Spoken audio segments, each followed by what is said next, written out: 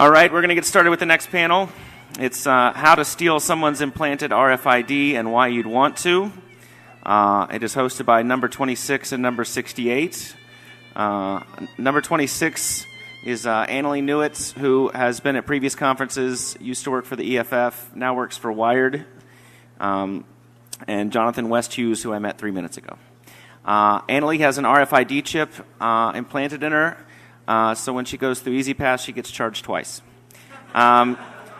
So without further ado. Am I on? Am I on? Okay, actually I don't get charged through EasyPass because it's a totally different frequency, but maybe in the future. Okay, so basically what we're going to do here is I'm going to talk a little bit about why I got an RFID implanted in my arm. And then Jonathan Westhughes, who works at Merle and is an amazing hardware hacker, is going to talk about his device, the Proxmark 3, which he used to clone my implanted RFID. To my knowledge, this is the first time that somebody's actually cloned an implanted RFID, although certainly not the first time an RFID has been cloned. RFID, for those who don't know, I was told that the audience might not understand all acronyms, is radio frequency identifier. Remember that? I'm never going to tell you again. So basically, the question is, why and how did I get this RFID implanted in my arm? I'm going to tell you a little bit about both. When I tell people that I have an RFID in my body, there's usually an uninteresting question that comes after that, which is, why would you do that? I'm not interested in that question at all. I think that RFIDs are going to become more and more ubiquitous. I don't think it really matters why I chose to do it. What really does matter is why I chose to get this particular kind of RFID implanted in my arm.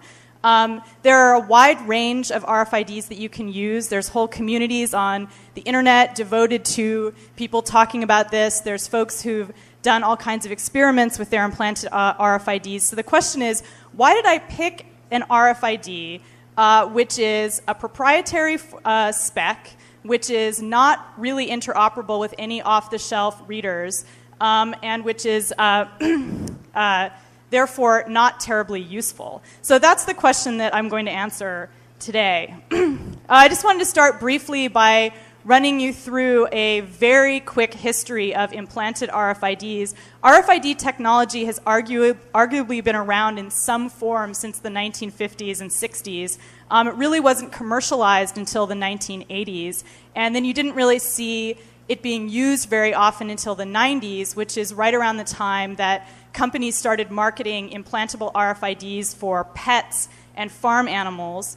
Now, a lot of times when you adopt a cat or a dog or a mouse or whatever, a gerbil or something, you're given the option to get your pet tagged. Usually it's not called an RFID. They usually say it's an under-the-skin chip or something like that. But what it is basically just an implantable RFID exactly like the one that I have in my body right now. So I am an implanted pet.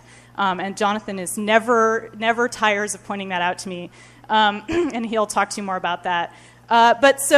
Basically, an RFID that's implanted is a chip and an antenna inside of doped glass. So it's surgical glass. It's usually, depending on the animal that's being implanted, it could be quite big, like in a cow. It might be about this big, the size of a toonie if you're from Canada, the size of a 50-cent piece if you're from America. Or it might be the size of the one that I got, which is basically, they always say, the size of a grain of rice. It was in the late 90s that artist Eduardo Koch and the cyborg professor Kevin Warwick did the first public experiments with human implantation of RFIDs. I think they basically used pet RFIDs, which had by that point been proven to be quite safe. They don't tend to migrate under your skin, so they're pretty good in that way. They don't really tend to develop too much scar tissue either. Then in 2001, a company called Applied Digital announced that it would be marketing not just implantable RFIDs for your cuddly dog, but also for people. Immediately, there was public outrage over it, and pundits were saying, oh my God, that means we're going to be tracked. It's going to be just like 1984. So far, that hasn't quite come to pass. But Verichip, which is a division of Applied Digital that markets chips for humans, has in fact been making some inroads into getting their chips fairly widely, well, let's say fairly widely early stage deployed. Which is to say, they're testing these human implantable RFIDs in several different markets. One of which was in around 2002, they were marketing them in Latin America to prevent people from being kidnapped. Which Jonathan and I, before this talk, were discussing like how exactly that would prevent kidnapping. We weren't really sure. You cut off their arm. So I said it was to prevent, someone from, growing a clone of you and replacing you or something like that. But anyway, so that apparently that marketing didn't work. So now they're being marketed not just as kidnapping prevention devices, but as medical devices, basically implantable medical ID tags. That's what Verichip is focusing on now, although they're also, as we'll get to in a second, focusing on them as access control devices, which is to say basically implanted smart cards. There was a lot of media attention in 2004 when Verichip got FDA approval for its device. There's a widespread misunderstanding that what that means is that it's the only chip approved for human implantation. That's not true. The only reason why they got FDA approval was because they wanted to use it in a medical capacity. So it's the only RFID that's implantable that's approved for medical use. But there's a wide range of other kinds of RFIDs that you can use for implantation. So I got a Verichip. And I'll talk to you a little bit about why that is in a second. But let me tell you first a few things about the Verichip, and then Jonathan will get into more technical details later. But basically, it's a pretty typical low-frequency chip. It's 134 kilohertz, which is kind of in the range of a lot of prox cards. It contains a 16-digit read-only ID number. And it's a passive RFID, which means it doesn't have its own power source, so it's powered by a reader. And the read range is really, really small, which is to say it's not likely that someone could even read it, say, a foot away. But I think that they can get close enough that cloning them is quite possible, and in fact, we've proven that. One of the reasons I got the Verichip, I don't know if, well, people will be able to read this. One of the reasons I got it was because the company was marketing them, falsely as it turned out, as the perfect access control device. This is from their website. I copied this a couple of days ago, so shockingly they still have it on their website, despite the fact that both Jonathan and I have published articles talking about the fact that they're lying. But they say here on their website, unlike conventional forms of identification, the Verichip cannot be lost, stolen, misplaced, or counterfeited. It is safe, secure, reversible, and always with you. I don't know what the fuck reversible means. Reversible. If you turn your skin inside out or... anyway, but the thing that I really focused on here was the idea that it couldn't be counterfeited. At the time I read this, I was researching an article for Wired magazine, which has since come out, about security in RFIDs. And I'd been reading Jonathan's work as well as the work of some folks at Johns Hopkins who had been working on cloning and skimming prox cards, as well as the ExxonMobil FastPass and some other RFID devices. And all of them had shown basically it's quite simple to clone an RFID. And I said to myself, well, can it be that Verichip has invented a foolproof, non-clonable RFID that's going to be implanted under my skin or under anyone's skin? As a good investigative journalist, I need to find out more. So I set out to get a Verichip implant, and I contacted Jonathan and asked him if I got one, would he be willing to try cloning it? And he said, yeah, even though it's kind of boring to clone a pet ID, but he was willing to do it, which was very kind of him. So let me tell you a little bit about the process of getting Verichip to give me an implant, which is a story which is very amusing and tells you a lot about their business practices. Verichip claims that they have about 24 doctors who are somehow affiliated with the company and have been trained to do these implants. The implant process is quite simple, and I'll tell you in a second. And so I looked through their list of doctors who had been trained and found one, Alan Pantuck, who is a really nice guy, works at UCLA Medical Center. and called him up. And I said, hey, I'd like to get one of these implants. Can you set me up? And he said, what are you talking about? I'm not approved to do VeriChip implant. What? And I said, well, but you're listed here on the VeriChip website as an approved doctor, and they have your name and address and phone number right here. And he says, well, it's true that I once went to their website, and I did register for the website and did mention that I was a doctor. And I said, well, apparently you're approved, so do you have some chips? Can you hook me up? And he said, no, but sure, if you want me to stick one in, I'll do it, no problem. And it turned out he had actually already done the implant for Mikey Sklar, who you might have heard of, who does the Faraday cage pants and lots of other interesting tricks with RFID. So he was happy to do it. So I contacted VeriChip and I said, hey, come on, get this guy, this guy's on your website as an approved vendor, so you should give him a kit to implant this stuff. And they hemmed and hawed for a couple of months. And so finally, the day that I had booked my ticket to go down to LA to get the implant, they literally had just FedExed the equipment to him that morning. So his entire training in getting a VeriChip implant was receiving the box about 2 minutes before he did the procedure. This isn't me getting the procedure. I haven't actually had a sex change since getting my VeriChip. But this is exactly what happens. All VeriChips are supposed to be implanted in your arm. So the idea is so that when hospitals bring you in and you're unconscious, they know where to look for it. They use a bit of lidocaine to numb your skin and a cannulated needle, which is just a needle that's hollowed out. And they stick the chip, which is about the size of, they always say, a grain of rice. And indeed, it is the size of a grain of rice. And they just shoot it in. And it didn't really hurt, partly because I was numb, but I didn't bleed. It was very easy. Went home with a Band-Aid. And now I have a number.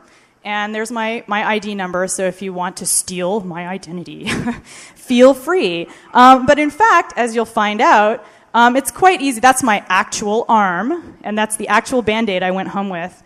And as you'll find out, when Jonathan clones my chip in a few minutes, one of the things about the VeriChip, this allegedly non-counterfeitable, completely secure access device, is that it has absolutely no security controls on it whatsoever. So it's basically just an ID number being sent in the clear.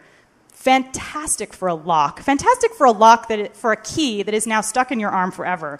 The process of getting the RFID out of your arm is actually really painful and sucky, so I probably won't actually ever take it out.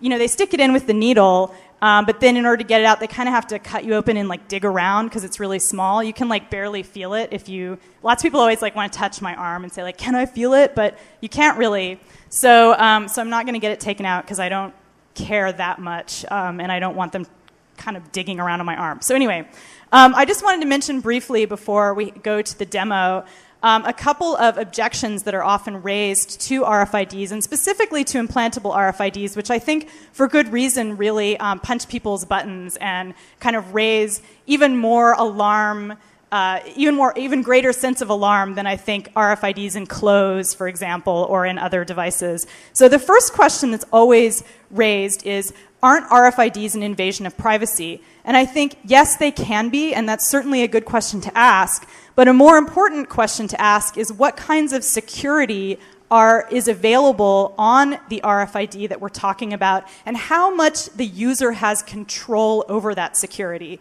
And so what I urge people to do who are experimenting with RFIDs and who are lobbying for laws that regulate RFIDs and who are interested in the technology is not to pose questions about privacy, because often the answer to the question about privacy is, yes, they're privacy invasive, we should get rid of RFIDs. Well, that's not going to happen.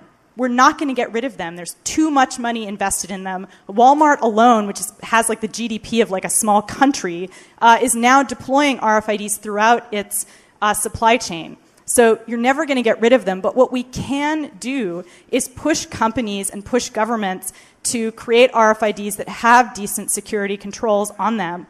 And there's all different ways in which that might happen. You might get chips with really strong crypto on them for things like car keys, where you really want to make sure that someone can't clone it.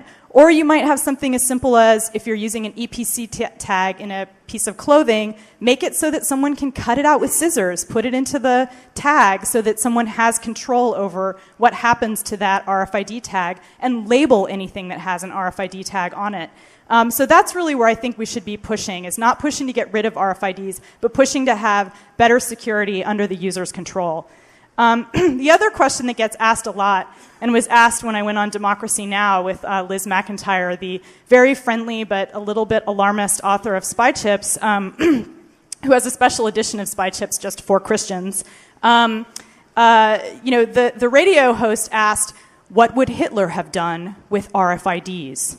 Well, the answer is the exact same thing he did without RFIDs. I don't think that genocidal dictators need RFIDs in order to kill minority groups. History has shown us that genocide can work just fine in an extremely analog, low-tech environment. So I really think that when that question gets raised, it really just has to be kind of dismissed and say, like, look, that's not the issue. Really, the issue here is user-controlled security. Also, just to finish up, a few examples of people who I think have been doing interesting experiments with implanted RFIDs and who are sort of taking this idea of challenging the security of RFIDs and publishing about it. There's Amal Grafstra, whose book RFID Tricks is really fun. He has 2 implanted RFIDs. One of them, which is pictured here in the slide that I'm showing, the Philips HiTag S2048 chip, does have some security functions, and he's playing around with that and writing about it right now. He has a great website. Another type of experiment that's being done with RFIDs is using them in art.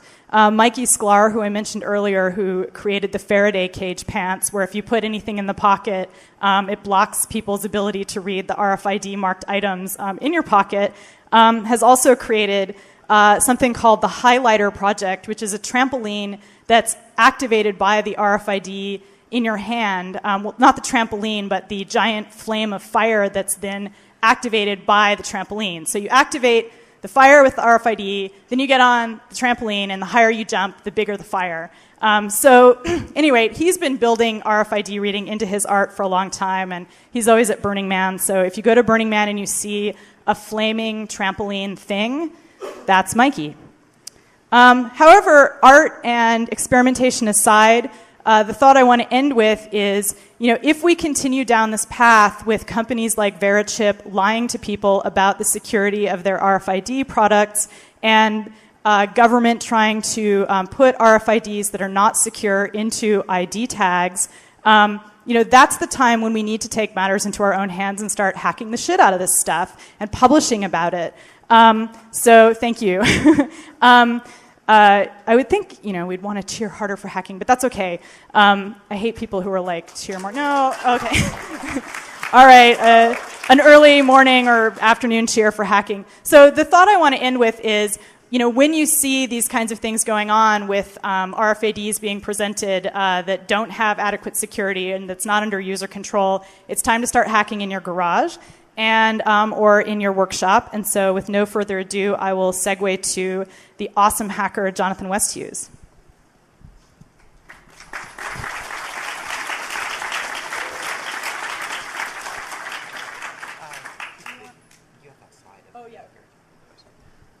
Yeah, so I'm going to be talking about the technical aspects of this. This is going to be less impressive than you might think. So RFID is used commercially, like as a branding thing and as a marketing thing for a lot of different technologies. For the purpose of this presentation, I'm going to use the word RFID to mean passive RFID. That is to say, some little device that communicates over, but also is powered over the air. So thermodynamics teaches us that there is a deep connection between energy and information. If you want to transmit information, then you do that with some amount of energy. So when your cell phone transmits, it's 4.615 milliseconds of your voice over the air, it does that by taking some energy out of the battery, putting it in the antenna, and some of that goes into the antenna at the base station, and your voice comes along for the ride. but you can also send energy over the air just for the sake of energy. An example of that would be a microwave oven. It operates at the same frequency as your wireless LAN card, but the effect's a bit different. So this is the same sort of trick that is pulled by a passive RFID tag. Some of the energy that is sent over the air is used to represent information. For example, the reader is requesting a specific page of memory from the tag. But some of it also just goes to power the tag. And the tag makes its DC bus and it runs its little microprocessor, the same as it would if that energy came out of the battery. So this is not new. Maxwell would have understood the fundamentals, at least, of a system like this. Practical implementations, of course, had to wait until we could build meaningful radio frequency electronics. An early example of RFID was conceived of by none other than Theremin of electronic music fame. In 1946, the ambassador, or some high-ranking diplomat, of the United States to Russia was presented with a carved Great Seal of the United States by school children. Very good, and it was a nice carving. I've seen pictures. It's beautiful. And you know, the ambassador can also recognize good wood carving when he sees it. So, you know, sweep it for bugs. Seems okay. And hang it up in your office. It wasn't until 6 years later that they happened to disassemble it and find inside of it an antenna and a microphone, but nothing else.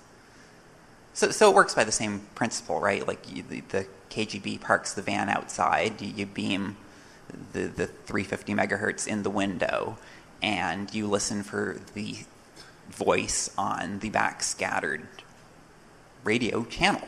It's an RFID bug. And this is in the days of vacuum tubes. Obviously, we've come a long way since then.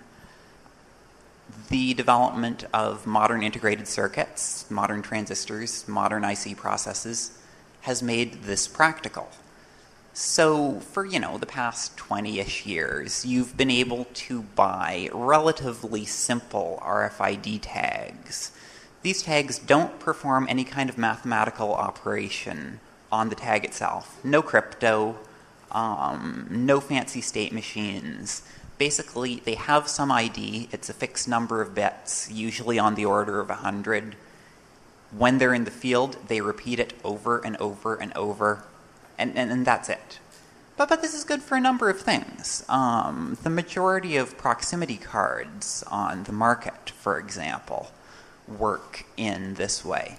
And you've been able to buy parts that are more or less like this in a number of different packages as well. I mean, you can get them as a flat proximity card, you can get them as like little disc-shaped things to screw to something, and you can get them as glass encapsulated things for use in harsh environments where they will get wet or exposed to solvents or whatever. So, given some piece of human or animal flesh and given this RFID tag sheathed in biocompatible glass, I mean, it doesn't take very long to figure out that yes, you can probably put this into that and nothing bad will happen afterwards, and the RFID tag will continue to work, and now you have implantable RFID. And people have done this in animals for a while. This isn't a great innovation. They've basically taken yet another RFID tag, the same as your Motorola FlexPass proximity card, or the same as some sort of ill-fated asset tracking thing, and they have implanted it instead into your house pet. So okay, now you can return your house pet, and someone can return it when it gets lost, and it can't get lost like a collar would, and that's not a bad idea. Fairly practical. But of course, humans are animals too, so if there's products on the market that are already basically designed for animal use. I mean, it's not a really great leap to think that, yes, you could implant this into a human as well. So people have done this. Annalee, of course, ran through the first few people who have done it, but I mean, these days you're just not a credible futurist without at least one of them implanted. So there's a lot of people out there with, show of hands, or, oh well. No one in this room has an RFID implant? How many people in the room know somebody who has an RFID implant?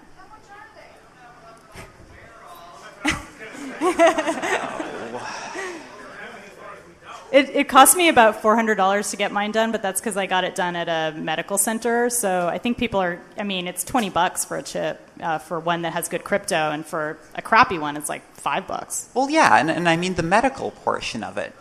This isn't like the latest in biotech. I mean, a good piercing artist can do this for you with no trouble. It's not that exciting.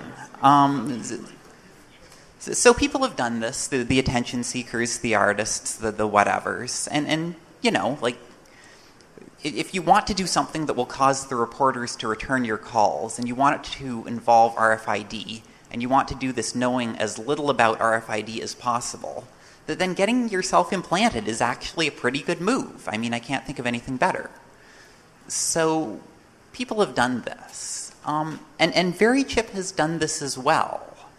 So I think that the latest trend for the individual experimenters is to use, there's this one web store that sells a kind of a development kit. It's like a few $100, and then you can get yourself started. Then, you know, you get your plastic surgeon, or you get your piercing artist, or you can even do it yourself. I've seen web pages from people who did and took pictures. But it's not that hard. In VeriChip's case, their parent company makes pet tags. So you can kind of guess what they did, right? Well, it worked in the cat, so let's try it in a person. And of course it worked. It's a very rational thing to do. If you take a VeriChip, though, and you go to read it with a pet tag reader, then I'm told, I haven't tried it, that it won't read. And similarly, if you take a pet tag and you know, you do it the other way, then it won't read. But that's very easy to do without incurring any major new development expenses. The tag just repeats an ID, some bit stream, out of memory. It doesn't really know which of those bits are the checksum or which of them are the header and so on. So if you just mess with the format a little bit, no new development expenses, but you have a whole new seeming family of tags. So this is cheap. Like we're talking, you know, low 6 figures, high 5 figures. I mean, if you can set yourself up in the highly professional human implantable RFID business for, you know, a fraction of the cost of a house in Boston. Do you want to just point out, we actually dug around a little bit and got proof that VeriChip does indeed have a parent company called Digital Angel that produces pet tags. So this is Digital Angel, and here's an article from 2000 where Digital Angel talked about getting an implant not just for keeping tabs on pets, for worldwide use in tracking human beings. So they don't talk about that now, but indeed history does show that pet tags and human tags are the same. Yeah, pretty much. The VeriChip's business model is not really product design, but product repurposing. They take the IP that has been developed for use in house pets and they apply it to people.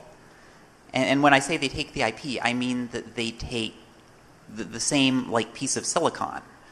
There's no new chip being designed. There's no expensive development. It's not effectively a pet tag that they're implanting in you, or it's not like something that tracks you as if it were a pet tag. It's the same part number. It's a pet tag. And yes, they're doing an IPO for like $40-something million. But the problem, of course, with this is that, I mean, now I'm supposed to talk about security, but if you're designing a product yourself, then you can design the security. But if you're repurposing a product, then the security just happens. You sort of get whatever the designer of the original product seemed to think would be useful in his application. So for a pet tag, there's just no need for any kind of security. I mean, like, unless you imagine some sort of problem with counterfeit house pets, there's just no conceivable way that you can justify the expense in adding cryptographic security to the product. But now VeriChip comes along, and okay, let's use it in people. Well, now it's implanted in people. What can they do with it? Well, what can they do with it that pets don't do? Well, pets don't buy things. People buy things. So okay, we'll make a payment system out of it. So you can, walk into a bar, you can, scan your hand or your arm or wherever it's implanted, and you can buy yourself a drink with that. Well, okay, but at this point, before, okay, you could clone someone's house pet. You could steal their pet and replace it with an exact replica without performing surgery on the original pet. Not a problem. But, imagine some sort of dystopian future where we all get the things implanted at birth and we use them to buy our groceries each week. Well, in that case, I could push through a subway car with a handheld reader, and I could steal, effectively, a few dozen people's identities at a go. So it obviously breaks down completely. If you read VeriChip's website, they have quite grandiose future plans. They talk about, using it to make purchases, as I said. They also talk about various less specified things. They want to stick them into all immigrants. They want to stick them into soldiers. The soldiers is particularly good. Like, I mean, a machine-readable tag that distinguishes your personnel from theirs, that's going to be really useful to the Iraqi designers of mines, right? Okay, so now you're going to say, no, the read range isn't long enough for that to happen. Well, okay, if the read range isn't long enough for that, then why is it useful? And you can play these games. But I mean, the technology is just absent. It's a pet tag. It's an RFID chip that could have been designed when I was in elementary school.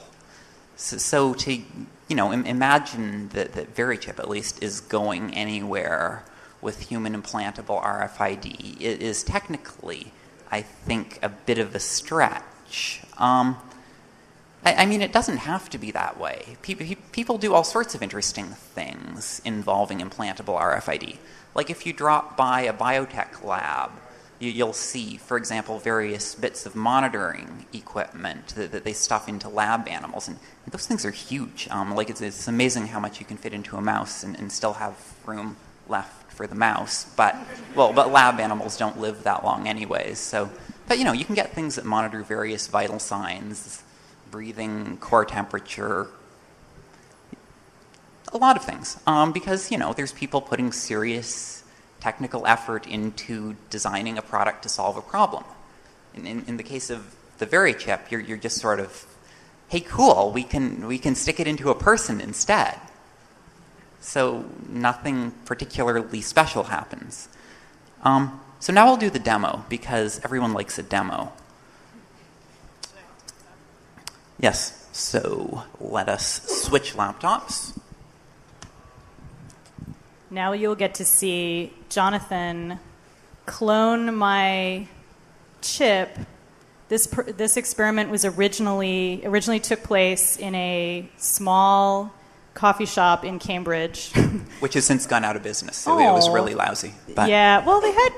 I thought the French fries and coffee idea was a good idea, but maybe not. So, to start with, let's read Annalee's tag. I have VeriChip's legitimate reader. So, this is the thing that they've been giving out to emergency rooms and so on, so that they can scan you when you come in unconscious, on the off chance that you're one of the 100 people who have had the thing implanted. So, this is also, as I understand it, the actual hardware that they used in some of their commerce deployments, the waiter was manually typing in your code because well, because the deployment was a gimmick, so there was no sense building anything better. But anyways, let's read Annalee. It's kind of slow. Lower? Okay, so that beep that you didn't hear indicated that it read successfully. So currently it's displaying her VeriChip ID, which is 1022, then a lot of zeros, then 47063. We have no idea what that means. It's just a unique identifier.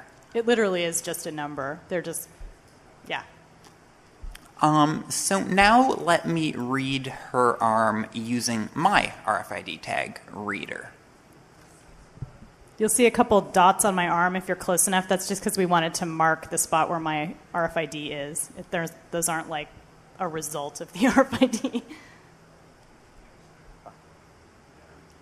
So what I'm holding against her arm here is the read antenna. In this case, depending on the structure of the antenna of the tag, you'll use a slightly different read antenna. In this case, perhaps you saw it on the slide where we had a picture of the tag close up. The antenna on the tag is a ferrite rod, like fairly long and skinny with windings on it. In this case, the read antenna sort of resembles the tag antenna, so that's kind of comforting, and this is what works best. So I've read it now. Let me download the sample. Jonathan designed this himself, by the way. So you can see that we've received a signal that has some structure to it. This is basically a plot of received voltage versus time, or received electric field in the air versus time, whatever you'd like to think of it as. And it uses some particular modulation scheme to represent a particular bit as a particular waveform over the air. And the reason why you choose some particular modulation scheme is to represent the data in a way that is readily sent over the radio link. In VeriChip's case, it's dead simple. It's some kind of Manchester thing. I haven't looked into it very deeply because to clone her ID, there's no need for me to look into it very deeply. I just have to replay whatever the tag sent because it's one-way communications, no cryptographic security, no back and forth. The tag transmits the same thing each time. It's as simple as it could be. So what I do then is I represent the trace in some more convenient way to replay. This is another representation of the exact same trace that I just read. And then I can put this device, this reader that I'm using, in a different mode in which it replays an ID. So it's behaving like a tag instead of behaving like a reader. Low frequency simulate. So now I'll take the VeriChip reader. Once again, it takes a few moments to power up.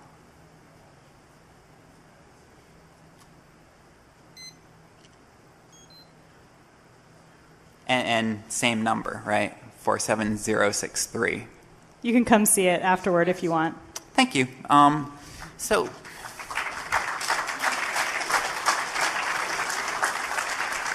I can do much more impressive things. I mean, this reader is designed. This reader is designed with signal processing hardware to do like the 13.56 megahertz tags. I've written DSP code to. I can do a lot more than clone a pet tag with it, but well, that's what she came with. So. I told you I'm a pet. So what you have to imagine, I think, in this situation is that you wouldn't have two nice people sitting up here doing this, but if he did want to do some kind of attack on someone who's using one of these chips for access control, and there are companies that are using the chips now for essentially keys to get into secure areas of their company. The exact same as a proximity card. Yeah, except it's in you. Yeah, so all he'd have to do is basically like brush up against me in an elevator. One of the beauty parts of Verichips is that the company requires that they always be installed in the same part of your body. So great. So now an attacker knows they're always in this part of your arm.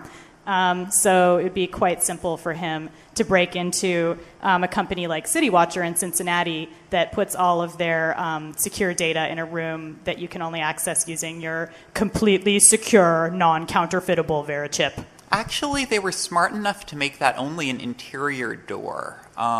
So you know, they weren't fooled. They knew it was a gimmick install. You hope, yeah. So should we do QA now, or? Yeah, let's. If you have a question, can you line up at the mic because they're recording everything you say and they want to hear? What would you recommend companies use as an alternative technology? For implantation? Yeah, for unique ID implantation. You know, right now Philips, as I said, Amal Grafstra is experimenting with the Philips high tag, which does have some crypto on it. I don't know how good it is.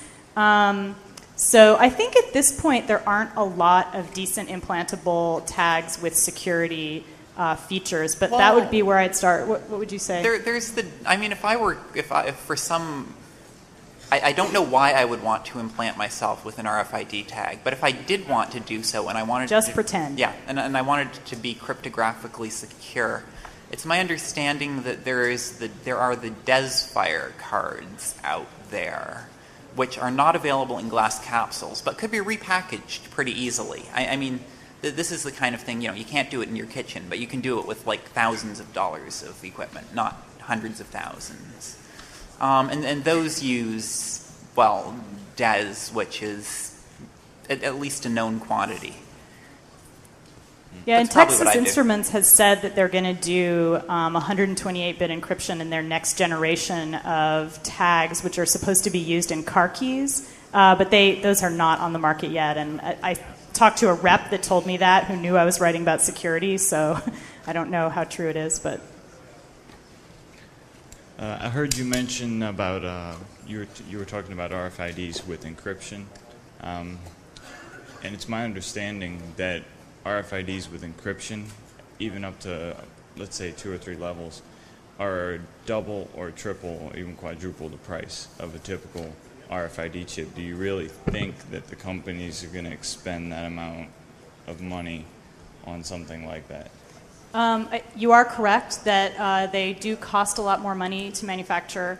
The price will be coming down, just as the price of RFIDs has dropped off precipitously in the last few years. And I think that if we can push companies to do that for applications that require it, I think it is reasonable to expect that, you know, consumers might demand that a company use excellent encryption in an RFID that's in their car keys. Like I said, for applications that require it, I think it's right. For an EPC tag on gum, no, that's ridiculous. So you don't. I mean, do you think they would use as an alternative maybe an active RFID versus passive? Well, It's possible. Go. You answer that. Well, because I mean, probably some of you already know this, but there's basically 2 considerations that make cryptography expensive in an RFID tag. The first one is basically die area. The cost of the silicon to make the transistors to implement this more sophisticated state machine, because obviously a state machine that can calculate, you know, an AES or of whatever is going to be a lot more complex than one that can just read an ID out of ROM. So that is the same consideration that would be present whether the tag were powered over the air or whether it were powered off a battery or whether it plugged into the wall. But the additional consideration is that RFID tags are powered over the air. This means that every microwatt is precious because the amount of power that you require determines the amount of power that the reader must supply to you, and that determines your read range, more or less. But again, for something like a car key transmitter, you're actually in a pretty good situation from a read range standpoint because you're right on top of it, basically. Yeah. So in that case, you really wouldn't get any kind of gain in going to an active tag as opposed to a passive one, because what's driving the cost is the die area, not the... The military is looking a lot into using active tags because they want to have greater read ranges, mostly for equipment and things like that. But also with an active tag, battery life is a consideration too, because they die, so they become useless after a while. So, Thank you. So I'm worried about the case that we do have secure RFIDs, and then is it easy to have a device, a surgical device, where somebody kidnaps you, take the RFID physically from you, and then implant it in himself and run? So is it, so I'm thinking about physical security for RFIDs. physical security for implanted RFIDs. Yes. I don't want to, I'm afraid that somebody will take this and kill someone but to take it out. But if it's very easy to sort remove... of a Philip K. Dick future where people cut off your arm to have your RFID. Well, if it's quite easy in the sense that you don't need to cut somebody's arm, and at the gunpoint you just remove this and stick it on somebody else. So do you know, or... Nobody in the implantable RFID space is looking that forward yet. I mean, as we said, the only... human implantable RFID that's being marketed is sending their ID in the clear. So obviously they're not too worried about security, or they're lying about security, basically. And I mean, you have to understand that human implantable RFID at the moment comprises, art projects, attention-seeking, and sort of demo deployments that aren't really used from they're not widespread yet. So, at the moment, it just doesn't come up because, we were looking for some cool thing to do now that we can clone a VeriChip. Like maybe we can open a door somewhere, or I can buy a drink on her tab. But it's really hard to find someone who's actually using them for something. So. But I would say, just to have a science fictional moment, you could imagine if somebody did want to have physical security in a future where this stuff actually achieved widespread deployment, which is still questionable, you could have an RFID tag that was somehow sensitive to body temperature. So if it were taken out of your body, for example, maybe that would cause it to kill itself, basically. But, there'd be ways around that, too. You just keep it warm once you take it out. So... it's the stuff of science fiction at this point. And of course, everyone has heard of the case of the fingerprint reader on the car and the rather gruesome car theft. I think that one made the rounds. But so it's the same thing, right? You mentioned that they were being used by hospitals. They were scanning for people. What information are they gathering off the current ID tags? The way that the system works, again, the number on the VeriChip is just a unique ID. So once I won't pull it up because it's probably confidential. I have the protocol that one hospital has written for it. And then when it was included in a journal article, one of the reviewers complained about all the spelling mistakes in it. But anyways, the hospital will try to read you, then they will type the number that they read into some network-accessible database run by VeriChip, and that basically pulls up like a little scrapbook of whatever you chose to provide. And you pay, to have that service, you pay per month to have your medical records in their database. And this just brings up another issue with RFIDs that neither of us touched on, which is that the security of your RFID is really in the database where all the information is being kept, because most RFIDs give off a simple number that's then correlated to a database. And so then a lot of these security issues wind up really being database security issues, which is something that we understand fairly well. So, and certainly in the case of VeriChip, that's what you're talking about, is a database concern there. You actually stole my question. I was going to ask you about, do you ever foresee coupling this technology? As it stands right now, it's pretty crappy. It's just a small number. But this technology could be modified to just give a longer key. So it could be your public key, for example. And in a three-way system, it could be have something, or in this case, be something, like a pet, and then know something, which would be your PIN number, stored in a database. Do you see this technology without two-way RFID chips being expanded to maybe encompass something like how ATM cards are currently being used? It could be. I mean, there's already RFID chips on the market, like the ones that are used in library books that can hold a lot of data, and they're writable. So you could conceivably actually have a fairly lengthy key in there. Right. The biggest issue with public keys is trust. Is it yours? Yeah. And, you know, so if it's you have in it your in body, it's pretty good. It's Assumption. pretty good. But I mean, what's the difference between that and just meeting in a room and calling out your number and saying, "Hello, I'm here. This is really me." There is none. Yeah. So why would you do it? I mean, it's fun. No, I admit it's fun. So there's the fun factor. But I think, you know, will it be used for that? I don't know. I mean, I think both Jonathan and I are pretty dubious about about whether these will be deployed widely at all because they're so crappy at this point. But maybe. Possibly, yeah. I see they're telling you to stop. Yep. Yeah, can we do one more question, or should we? Okay, one more question. My only question is it possible for the RFID to actually move around in your body? I mean, or is it just right under the skin and it won't get in your bloodstream? It's right under the skin. It will not get into your bloodstream. It goes into the sort of fatty area. It's very unlikely to move around. It's much smaller than, say, a Norplant, which there's a lot of research on Norplants about whether they migrate and whether they scar and stuff like that. If you don't know what a Norplant is, look it up on the interwebs. So I don't think that there's any evidence that they move around. They could, and they could get scarred, but you know, more research needs to be done. More people need to be implanted. But again, from a medical standpoint, none of this is really that exciting. It's a body piercing. It's doped glass in your body. It's like, you know, people have way more exotic shit in their bodies.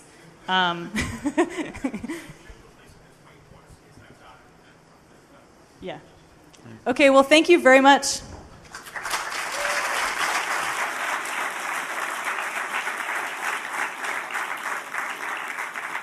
I'm going to talk a little bit about why I got an RFID implanted in my arm. And then Jonathan Westhughes, who works at Merle and is an amazing hardware hacker, is going to talk about his device, the Proxmark 3, which he used to clone my implanted RFID. To my knowledge, this is the first time that somebody's actually cloned an implanted RFID, although certainly not the first time an RFID has been cloned.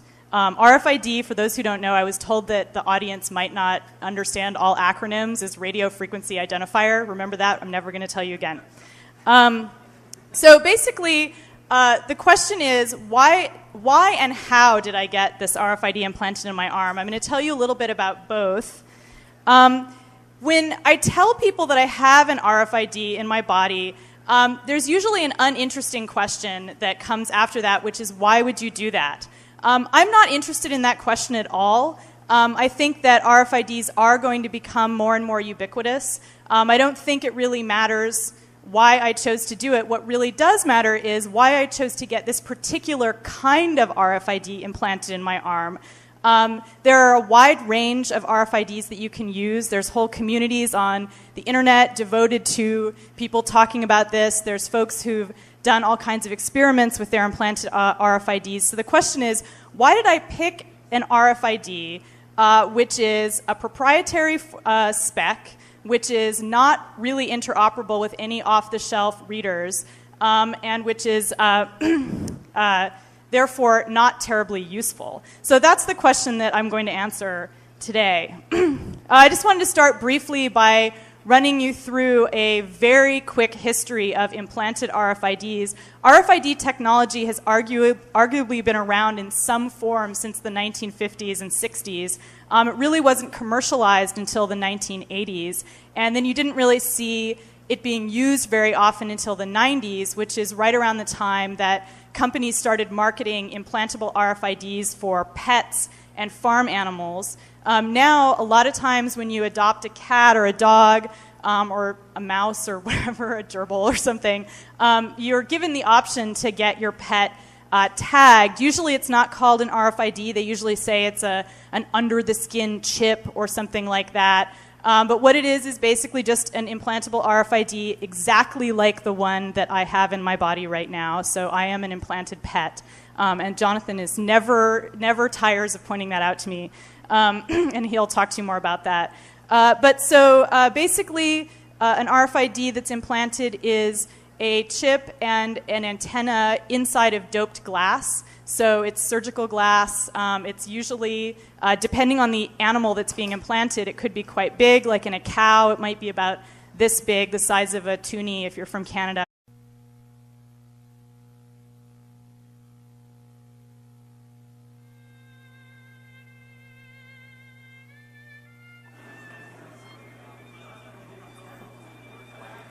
All right, we're going to get started with the next panel. It's how to steal someone's implanted RFID and why you'd want to. It is hosted by number 26 and number 68. Number 26 is Annalee Newitz, who has been at previous conferences, used to work for the EFF, now works for Wired, and Jonathan Westhughes, who I met 3 minutes ago. Annalee has an RFID chip implanted in her. So when she goes through EasyPass, she gets charged twice. So without further ado. Am I on? Am I on? Okay. Actually, I don't get charged through EasyPass because it's a totally different frequency, but maybe in the future. Okay, so basically what we're going to do here, the size of a 50-cent piece if you're from America. Or it might be the size of the one that I got, which is basically, they always say, the size of a grain of rice. It was in the late 90s that artist Eduardo Koch and the cyborg professor Kevin Warwick did the first public experiments with human implantation of RFIDs. I think they basically used PET RFIDs, which had by that point been proven to be quite safe. They don't tend to migrate under your skin, so they're pretty good. In that way, they don't really tend to develop too much scar tissue either. Then in 2001, a company called Applied Digital announced that it would be marketing not just implantable RFIDs for your cuddly dog, but also for people. Immediately, there was public outrage over it, and pundits were saying, oh my God, that means we're going to be tracked. It's going to be just like 1984.